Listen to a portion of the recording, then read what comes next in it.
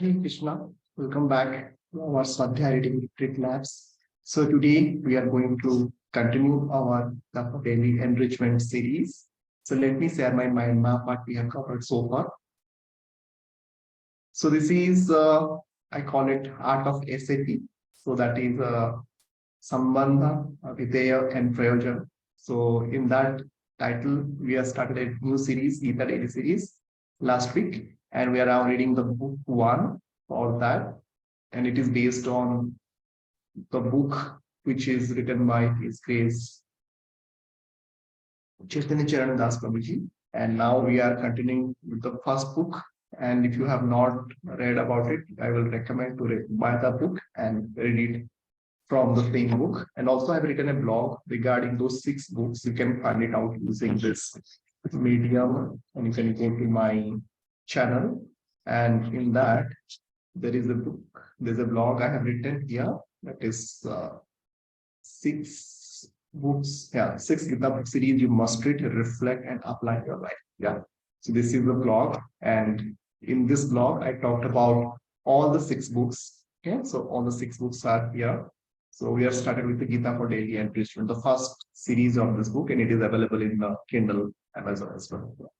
So now let's move on to the mind map.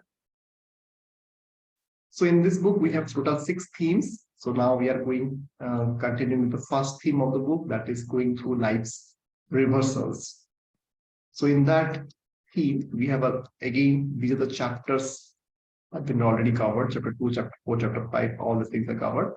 And we have already completed chapter 2 and chapter 4. Now we are reading the chapter number 5.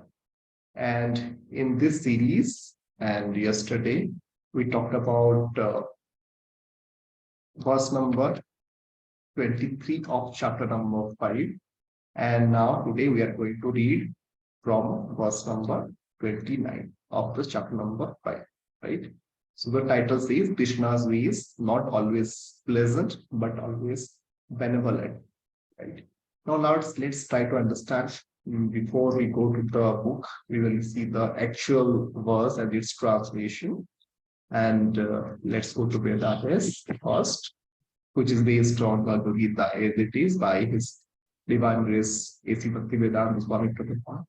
So let's read that. Bhagavad Gita, chapter number 5, which is Karma Yoga, Action in Krishna Consciousness. And the verse number is 29. So the 29 is this one. A person in full consciousness of me, knowing me to be the ultimate beneficiary of all sacrifices and austerities, and Supreme Lord of all planets and demigods, and the benefactor and well-wisher of all living entities, attains peace from the pangs of material miseries. So as an assignment, you can read today the purport of this verse, and you can make your notes today, and you can upload them in the portal, right?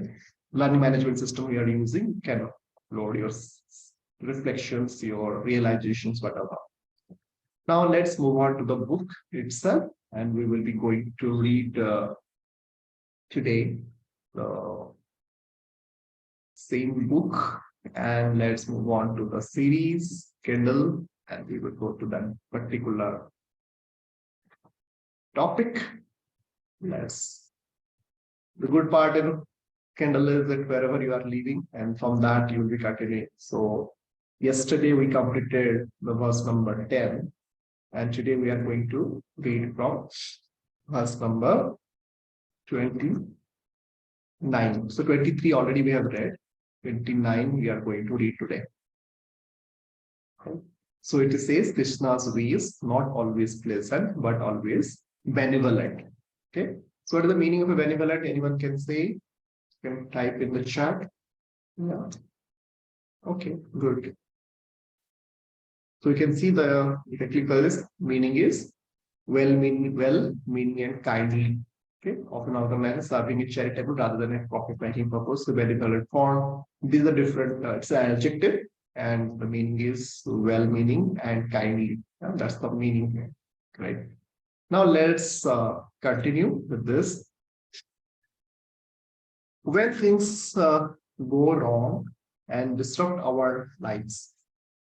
A doubt may trouble us. Is Krishna really my well-wisher?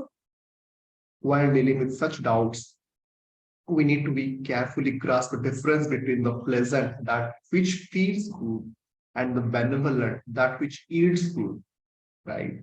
So we have to understand the difference between these two things, which is feels good and which yields good. A surgery, there's an analogy, give an example. Surgery, even when necessary, and even when done by a competent doctor, it doesn't feel good. Do you feel good? No. Yet, it definitely yields good. Similarly, Krishna, being the supreme surgeon, may act in ways that are not always pleasant, but are always benevolent. He does surgeries only when they are absolutely essential, and he is the most competent of all surgeons. So we can be assured that we are in the safest hands. To maintain this faith in Krishna, when we are being surgically operated through worldly obstacles, we need to use our precious assets of intelligence and patience. So, what is the meaning of obstacles? A violent or sudden change or disruption to something. Major obstacles in the political. So, this is the example sentence. You can read the meaning of this obstacle and the meaning of it. It's the word of the day for you. It's like a sloka of the day. It's the word of the day for you. Intelligence. It helps us remember that as we are not our bodies, but our souls, what seems unpleasant at the bodily level may actually be beneficial at the spiritual level. This opens our mind to the possibility that what may be unpalatable today may well be necessary for a palatable tomorrow. After all, we don't know our various attachments, leave alone how to free ourselves from them. So it is only common sense to leave to Krishna matters that he knows far better than us.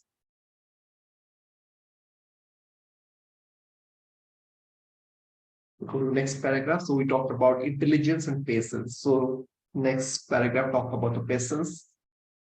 It inspires us to tolerate the unpleasant phase of the surgery and anticipate the benevolent phase,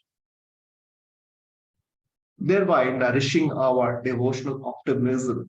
Patience enables us to wait till the benevolence of all that happened eventually becomes manifest, thereby vindicating and strengthening our faith.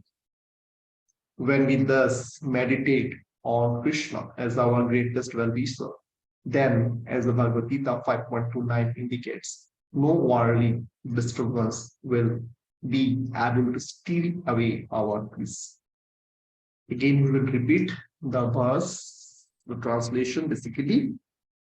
A person in full consciousness of me, knowing me to be the ultimate beneficiary of all sacrifices and austerities, the Supreme Lord of all planets and demigods, and the benefactor and well-wisher of all living entities, attains peace from the pangs of material miseries.